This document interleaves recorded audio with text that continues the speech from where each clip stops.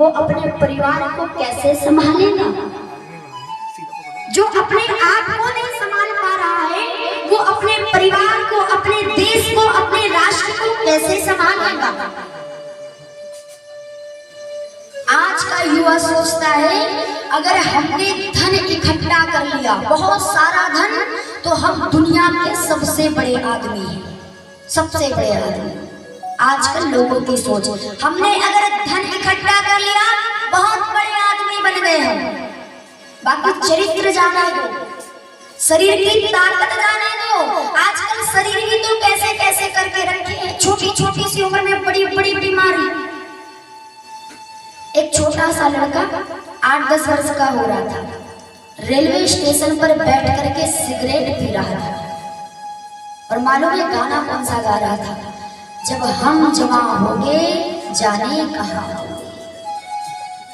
हमने विचार किया, भैया तुम्हारे कर्म तो इतने अच्छे हैं कि जब तुम जवान होगे सीधे वहां होगे, और कहीं जगह मिलने वाली। क्या हुआ?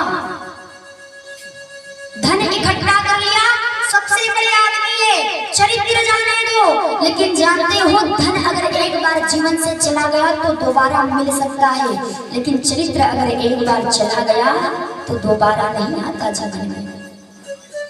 हम जिस धरती पर रहते हैं, ये भारत की वह भूमि है जहाँ पर चरित्र की पूजा होती है। विचार करना आप, यहाँ पर व्यक्ति के चरित्र की पूजा होती है। आप शरीर के ऊपर खूब सोना चांदी लटकाए हो, खूब महंगे कीमती वस्त्र पहने हो, लेकिन पीपा की नालियों में पड़े हो तो तुम्हारी सेवा कोई करने वाला नहीं है। ये चरित्र की धरती है, यहाँ पर केवल चरित्र की पूजा की गई है। सभी को पता होगा आपको, जिस समय स्वामी विवेकानंद जी शिकागो की धरती पर गए तो एक सादा कपड़ा लपेट कर गए, सादी धोती पहन कर गए। हमारे यहाँ के संतों का पहनावा, जैसे ही सादा कपड़ा लपेट करके गए तो विदेश की धरती पर रहने वाले लोगों ने जब देखा तो मालूम है क्या कह करके पुकारा? कहो बाबा जी क्या बात है, लगता है तुम्हारे भारत में कोई टेलर नहीं है क्या? हाँ, अरे तुम कोट पेंट में होते ना शूटिंग बूटिंग में तो क्या हैंडसम लगते। हमारे यहाँ के महात्मा ने ललकारा, अरे विदेशवासियों, अरे शिकागो वासियों, तुम्हारे यहाँ व्यक्ति की कीमत भले ही उसके वस्त्रों से आकी जाती हो, लेकिन मैं वहाँ का रहने वाला नागरिक हूँ जहाँ पर व्यक्ति के वस्त्र नहीं देखे जाते, व्यक्ति का व्यक्तित्व देखा जाता है, व्यक्ति का धन नहीं देखा जाता। ये धरती पर चित्र की पूजा नहीं हुई है। विचार करना, ध्यान से सुनिएगा, इस धरती के ऊपर चित्र की पूजा नहीं, चरित्र की पूजा होती है। चित्र आपका कितना ही सुंदर हो है महाराज, कितने ही गोरे क्यों ना हो, कितने ही सुंदर हो, लेकिन अगर चरित्र अच्छा नहीं है तो कोई पूजने वाला नहीं है।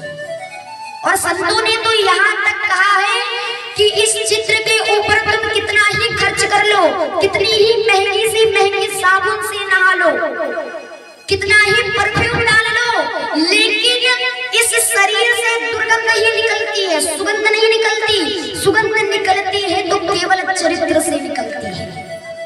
अगर आपने परफ्यूम डाला है तो केवल आपके बगल वाला ही सेंट ले सकता है।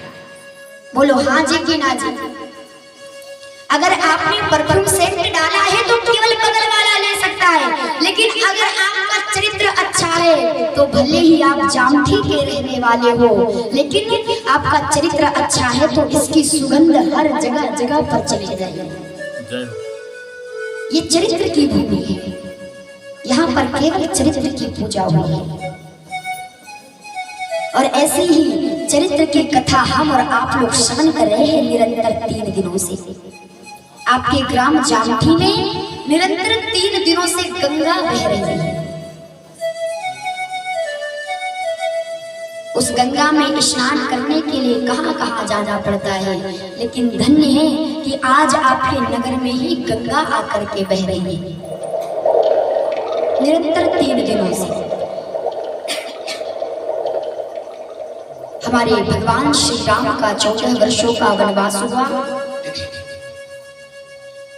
चित्रकूट की पावन भूमि पर भगवान रहने लगे। भगवान को अगस्त जी ने एक बाण दिया। कौन सा बाण? अगस्त जी ने जो बाण राम जी को दिया वो अगस्त जी को किसने दिया था? एक बार की बात है, रघु जी ने पुष्पक विमान कुबेर को दिया भेंट में। रघु जी ने पुष्पक विमान कुबेर को भेंट में दिया उपहार के रूप में। अब जैसे ही रावण को पता चला कि मेरे भाई के कुबेर के पास में पुष्पक विमान है, रावण गया और छीन करके लेकर के आ गया, छीन कर लेकर के आ गया। इधर कुबेर रघु जी के पास पहुंचे, कहा बाबा आपने जो मुझे उपहार दिया था ना, जो गिफ्ट दिया था, वो तो मेरे भाई ने छीन लिया। रघु जी ने बाण निकाला, मार दूंगा मार दूंगा।